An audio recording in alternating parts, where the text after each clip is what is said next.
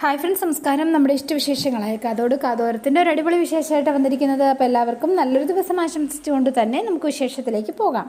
അപ്പോൾ തുടങ്ങുമ്പോൾ തന്നെ കാണുന്നത് അഖിലേനെയാണ്. അഖില ആകെ വോമിറ്റ് ചെയ്ത് ആകെ കോളായിട്ടോ പാവം വല്ലാണ്ട് വിഷമിച്ച് പോയി. അപ്പോൾ എന്താണെന്നറിയില്ല, എനിക്ക് പിന്നെയും ഛർദി നിൽക്കുന്നില്ലല്ലോ, ഹോസ്പിറ്റലിൽ പോകേണ്ടി വരുമെന്നാണ് തോന്നുന്നത് എന്നൊക്കെ ഓർത്തിങ്ങനെ ഇരിക്കുന്ന സമയത്താണ് ഗൗതം അങ്ങോട്ടേക്ക് കയറി വരുന്നത്. അപ്പോൾ ഗൗതം കയറി വന്നുകൊണ്ട് തന്നെ ആളെ ജഗ്ഗിന്ന് ഗ്ലാസ് കുറച്ച് വെള്ളമൊക്കെ ഒഴിച്ചുകൊണ്ട് വന്നു. ഗുളികയും കയ്യിലുണ്ട് കേട്ടോ. ഇതാ നിൻ്റെ ഈ ഗുളിക കഴിക്കുക, ഛർദി നിൽക്കും എന്ന് പറഞ്ഞു. കുഞ്ഞിനെ തല്ലിക്കരയിക്കുക, പിന്നെ തൊട്ടിലിൽ കിടത്തി താരാട്ട് പാട്ട് പാടുക, അതല്ലേ ഇപ്പം നീ ചെയ്തുകൊണ്ടിരിക്കുന്നത്. ഏർപ്പാട് വേണ്ട, നീ ഗുളിക കഴിക്കുക. നീ നല്ലവനായിട്ടുള്ള ഈ അഭിനയം ഒന്ന് നിർത്ത്, ഗുളികയും വാങ്ങി വന്നിരിക്കുന്നു എന്ന് പറഞ്ഞു.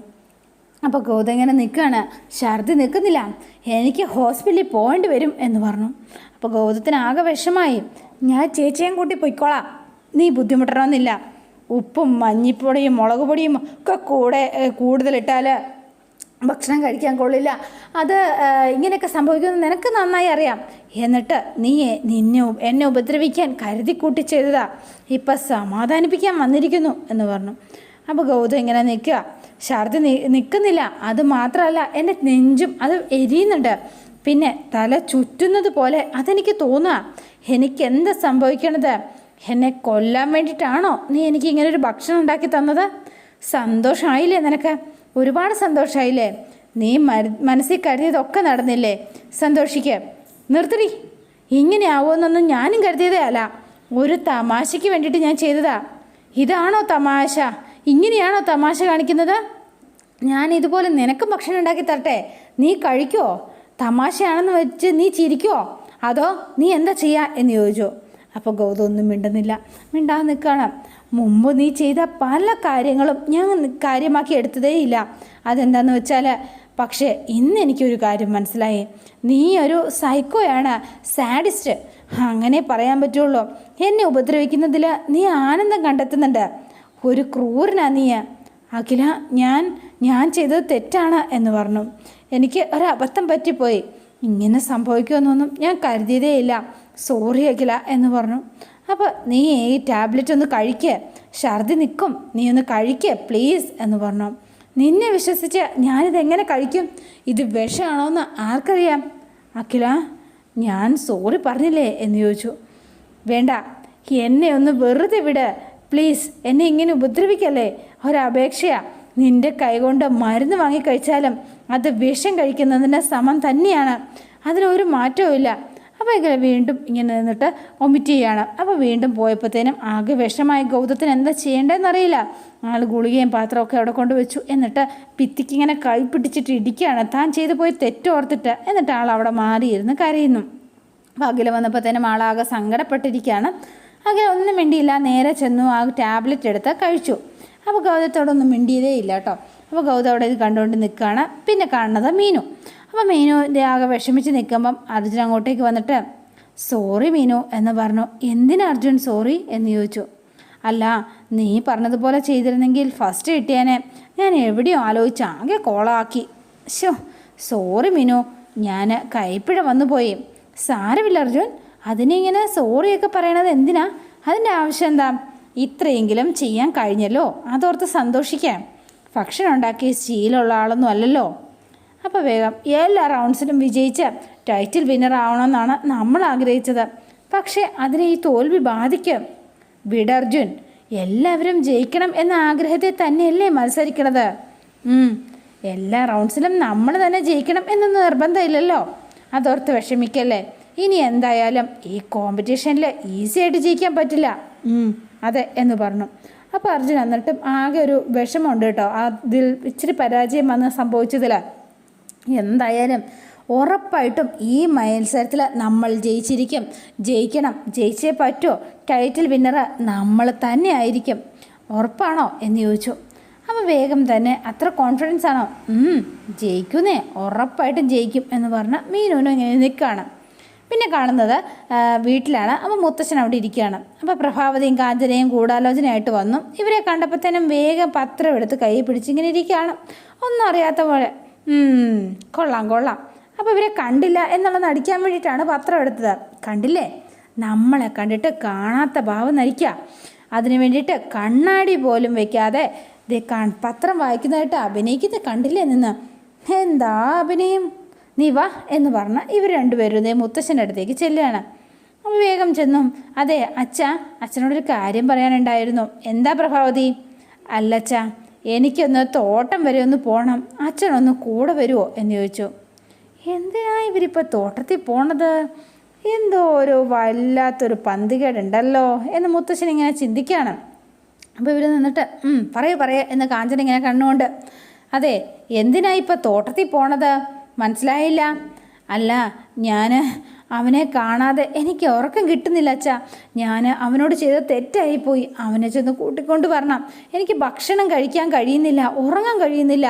അവനോട് ക്ഷമ പറഞ്ഞ് അവനെ ഇങ്ങോട്ടൊന്ന് കൂട്ടിക്കൊണ്ട് വരണം എന്ന് പറഞ്ഞു. അവൻ മുത്തശ്ശന് കാര്യം മനസ്സിലായി. ഇനിയിപ്പോൾ എന്താ ചെയ്യുക? പണി പാളിയോ? ഇപ്പം തന്നെ എനിക്ക് അവനെ ഒന്ന് കാണണം, അച്ഛനോട് കൂടെ ഒന്ന് വരണം. അച്ഛാ ഞാൻ തന്നെ ചെന്ന് സംസാരിച്ച് അവൻ കൂടെ വരുമെന്ന് തോന്നുന്നില്ല. അച്ഛനോട് എനിക്ക് വേണ്ടി സംസാരിക്കണം, എങ്കിൽ അവൻ കൂടെ വരും. അച്ഛനൊന്ന് വാ, നമുക്ക് പോയി അവനെ കൂട്ടിക്കൊണ്ട് വരാം എന്ന് പറഞ്ഞു. എന്ത് പറയും ഇപ്പം, പെട്ടല്ലോ എന്നിങ്ങനെ മുത്തശ്ശൻ ഇങ്ങനെ ആലോചിക്കുകയാണ്. വേഗം ആലോചിച്ചിട്ട്, അതെ അച്ഛാ, മുത്തശ്ശൻ എന്താ ആലോചിക്കണത് എന്നുടനെ കാഞ്ചന ചോദിക്കുക. വാ നമുക്ക് പോവാം. എന്തിന് പോണം? അതിൻ്റെ ആവശ്യം എന്താ? അവൻ്റെ ഇഷ്ടത്തിന് ദേഷ്യത്തിന് വീട് വിട്ടിറങ്ങി പോയതല്ലേ. അവന് തോന്നുമ്പം അവൻ തിരിച്ചു വന്നോളും. അവിടെ കിടക്കട്ടെ. അങ്ങനെ പറയല്ലേ. അവൻ പോയതിൽ അമ്മയ്ക്ക് നല്ല വിഷമമുണ്ട്. അതുകൊണ്ടാ. പ്ലീസ് അച്ഛ, അന്നവനെ കൂട്ടിക്കൊണ്ട് വന്നേ പറ്റുള്ളൂ. ഞാൻ കാരണം എൻ്റെ മോൻ. എന്തായാലും മഹേന്ദ്രൻ വരട്ടെ, എന്നിട്ട് നമുക്ക് പോവാം. അച്ഛൻ ഇനി വരാനായിട്ട് 2-3 ദിവസം കഴിയില്ലേ മുത്തശ്ശ? അതുവരെ എന്തിനാ വൈകിപ്പിക്കുന്നത്? ഇപ്പം തന്നെ നമുക്ക് പോവാം. മാത്രമല്ല, മഹേന്ദ്രേട്ടൻ വരുമ്പം അർജുൻ ഇവിടെ കണ്ടാൽ വലിയ സന്തോഷമാവും. അപ്പോഴും പെട്ടു അച്ഛൻ. അവൻ ഇങ്ങനെ ഇരിക്കുകയാണ്. അച്ഛാ വാ അച്ഛാ, നമുക്കൊന്ന് പോയിട്ട് വരാം എന്ന് പറഞ്ഞു. ചെന്നവനെ കൂട്ടിക്കൊണ്ട് വരാം. അതിന് അവൻ അവിടെ ഇല്ല എന്ന് പറഞ്ഞു. അവനവിടെ ഇല്ലേ? അവനെവിടെ പോയി? അവൻ സിറ്റിക്ക് പോയിരിക്കാം. അവൻ ഇപ്പം എന്നെ വിളിച്ചതേ ഉള്ളൂ. അതെ, അത് കഴിഞ്ഞിട്ട് മതി എന്ന് പറഞ്ഞു. അപ്പോൾ തന്നെ കാഞ്ചന പറയുകയാണ്, പോയിട്ട് വരട്ടെ, നമുക്കത് കഴിഞ്ഞിട്ട് പോവാം. അതിൻ്റെ ആവശ്യമൊന്നുമില്ല. അവൻ നല്ല ദേഷ്യത്തിലാണ്. നിങ്ങൾ അങ്ങോട്ട് ചെന്നാൽ അവൻ്റെ ദേഷ്യം ഇരട്ടിക്കും.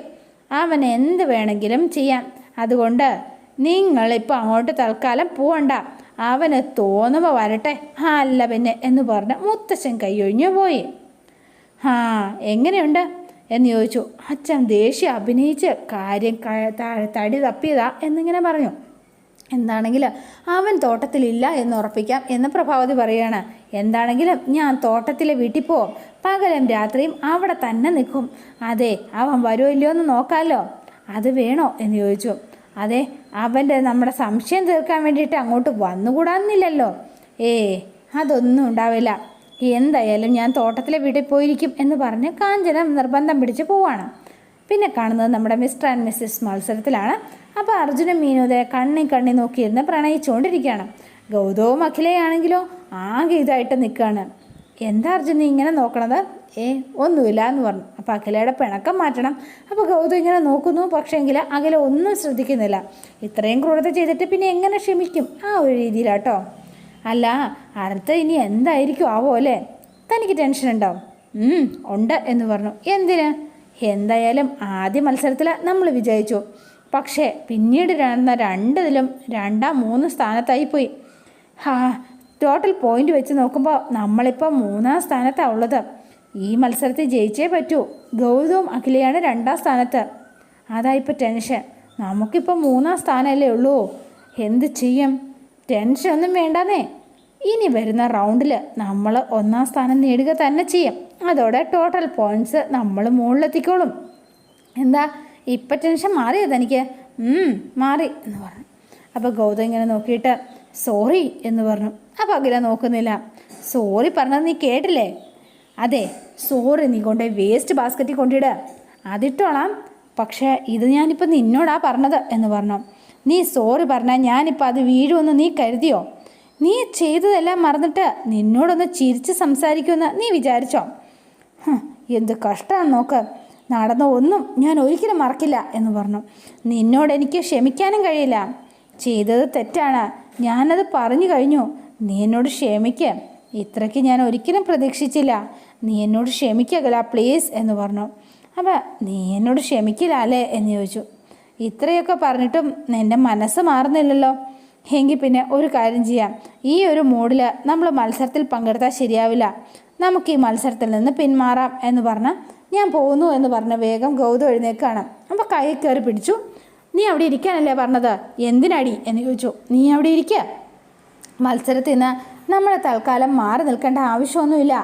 നമ്മൾ പിന്മാറിയാൽ ചേട്ടനും ചേച്ചിക്കും ഭയങ്കര വിഷമാവും. നീ ക്ഷമിച്ചു എന്ന് പറയാതെ മത്സരത്തിൽ ഞാൻ പങ്കെടുക്കില്ല. നീ വീണ്ടും എഴുന്നേറ്റു. അവിടെ ഇരിക്കുക, അവിടെ ഇരിക്കാനല്ലേ പറഞ്ഞത്. അതെ, ഇപ്പം ഞാൻ എന്താ ചെയ്യേണ്ടത്? അപ്പോൾ ഗൗതത്തിന് കാര്യം മനസ്സിലായി. എന്നോട് ദേഷ്യമില്ല, ക്ഷമിച്ചു എന്ന് നീ പറ, എന്നാൽ ഞാൻ പങ്കെടുക്കാം എന്ന് പറഞ്ഞു. അവസാനം പിന്നെ ദേഷ്യമൊന്നുമില്ല, ഞാൻ ക്ഷമിച്ചു എന്ന് പറഞ്ഞു. ഇപ്പം മതിയോ എന്ന് ചോദിച്ചു. അപ്പോൾ ഇങ്ങനെ ഇവിടെ ഇരിക്കുകയാണ് രണ്ടുപേരുടെ. പിന്നെ മത്സരം തുടങ്ങാറായി. ഹായ് ഹലോ എല്ലാവർക്കും ഈ പരിപാടിയിലേക്ക് സ്വാഗതം. Mister and Mrs 2024. അപ്പോൾ എല്ലാവർക്കും ഗുഡ് മോർണിംഗ്. അപ്പം നമുക്ക് പുതിയ പരിപാടിയിലേക്ക് തുടങ്ങിയാലോ? എല്ലാവരും ഭയങ്കര ആക്റ്റീവ് അല്ലേ? അപ്പം നമുക്ക് തുടങ്ങുമല്ലേ എന്നൊക്കെ ചോദിച്ചു. അപ്പം ഇന്നത്തെ മത്സരം എന്ന് പറയുന്നത് വെരി ഇൻട്രസ്റ്റിംഗ് ആണ് കേട്ടോ. റീക്രിയേഷൻ എന്നാണ് ഈ മത്സരത്തിൻ്റെ പേര്. എന്ന് വെച്ചാൽ സ്റ്റേജിലുള്ള ഈ ബൗളിൽ എഴുതിയിരിക്കുന്ന കുറിപ്പുകൾ നിങ്ങൾ ഓരോരുത്തരും എടുക്കണം. ഇതിൽ കുറച്ച് ഓൾഡ് സോങ്സിൻ്റെ ലിസ്റ്റാണ് നമ്മൾ എഴുതിയിരിക്കുന്നത്. ഇതിൽ നിങ്ങൾ ഏത് പാട്ടിനാണ് ചുവട് വയ്ക്കണം എന്ന് എഴുതിയിട്ടുണ്ടാവും. അതിന് കോസ്റ്റ്യൂംസ് ഞങ്ങൾ നിങ്ങൾക്ക് തരുന്നതായിരിക്കും. ഓക്കെ, എന്നിട്ട് പാട്ടിനനുസരിച്ച് ആടിപ്പാടി അത് നിങ്ങളുടേതായ മൊബൈൽ ഫോണിൽ ഷൂട്ട് ചെയ്യുക. എന്നിട്ട് അത് ഞങ്ങളെ ഏൽപ്പിക്കണം. അത് എഡിറ്റ് ചെയ്ത് ഞങ്ങൾ അത് സ്റ്റേജിൽ പ്ലേ ചെയ്യുന്നതായിരിക്കും. ഓക്കെ, അപ്പോൾ എല്ലാവരും ഭയങ്കര ഇൻട്രസ്റ്റിംഗ് ആയി. അപ്പോൾ എല്ലാവരും ഓക്കെ റെഡിയല്ലേ? ശരി, ഓരോരുത്തരായിട്ട് വന്ന് എടുത്തോളൂ എന്ന് പറഞ്ഞു. എൻ്റെ പൊന്നർജുൻ, എനിക്ക് ഡാൻസ് ഒന്നും അറിയില്ല, ഇതിൽ വിജയിക്കാൻ പറ്റുമെന്ന് തോന്നുന്നില്ല എന്ന് മീനു പറയണം. ഇതിൽ തോറ്റാൽ നമ്മൾക്ക് ടൈറ്റിൽ വിന്നർ എന്നുള്ള സ്വപ്നം കാണാൻ പോലും പറ്റില്ല, നമ്മൾ ജയിച്ചിരിക്കും. ഓക്കെ, നമ്മുടെ അഖിലയും ഗൗതം ഇങ്ങനെ നിൽക്കുകയാണ്. അതെ, നിനക്ക് ഡാൻസ് കളിക്കാനൊക്കെ അറിയുമോ എന്നിങ്ങനെ ചോദിക്കുകയാണ്. അതെ, എനിക്ക് കളിക്കാൻ അറിയാമോ എന്നുള്ളതൊക്കെ അവിടെ ഇരിക്കട്ടെ, ഈ പറയുന്നതൊക്കെ അറിയാമോ എന്ന് അഖില തിരിച്ചു ചോദിച്ചു. പിന്നെ ഞാൻ സ്റ്റേറ്റ് ലെവലിലായിരുന്നു എന്ന് പറഞ്ഞു. അപ്പം ഉടനെ ഈ സ്റ്റേറ്റ് ലെവലാണ്, ഞാൻ നാഷണൽ ലെവലിലാണ്, എൻ്റെ എത്ര ട്രോഫിയാണ് വീട്ടിൽ വെക്കാൻ പോലും ഇടവില്ല, നിനക്കറിയോ, കാണിച്ചു തരാം ഞാൻ എന്നൊക്കെ പറഞ്ഞ് ഇവരിങ്ങനെ വെല്ലുവിളിച്ചിങ്ങനെ നിൽക്കുകയാണ്. അപ്പോൾ ഇതേണ്ട പ്രോഗ്രാമിനുള്ള സമയമായി. അപ്പോൾ ഓരോരുത്തരായിട്ട് സ്റ്റേജിൽ വിളിച്ചു, ഓരോരോ കൂപ്പൺ എടുത്തു, അവരെല്ലാവരും ഇങ്ങനെ പോവാണ്. അപ്പോൾ ടൈം സ്റ്റാർട്ട്സ് നൗ. അപ്പോൾ എല്ലാവരും വീഡിയോ ഷൂട്ട് ചെയ്തിട്ട് അറിയിക്കുക എന്ന് പറഞ്ഞു. അപ്പോൾ എല്ലാവരും അവരവരുടെ വീഡിയോ ഷൂട്ട് ചെയ്യാനായിട്ട് പോവാണ്. അപ്പോൾ അതോടെയാണ് ഇന്നത്തെ വിശേഷം അവസാനിക്കുന്നത്. ഇനി നാളത്തെ വിശേഷം ഇതിലും ഗംഭീരമാണ്. അപ്പോൾ എല്ലാവരും വെയിറ്റ് ചെയ്യുക. നിങ്ങൾക്ക് ഇഷ്ടപ്പെട്ടുവെങ്കിൽ ലൈക്ക് ചെയ്യുക, ഷെയർ ചെയ്യുക, തൊട്ടടുത്ത ആ ബെൽ ബട്ടൺ കൂടെ ഒന്ന് ഞെക്കുകയാണെങ്കിൽ ഞാനിടുമ്പോൾ തന്നെ നോട്ടിഫിക്കേഷൻ ലഭിക്കുന്നതായിരിക്കും. പുതുപുത്ത വിശേഷമായിട്ട് എത്താം. Bye and see you again.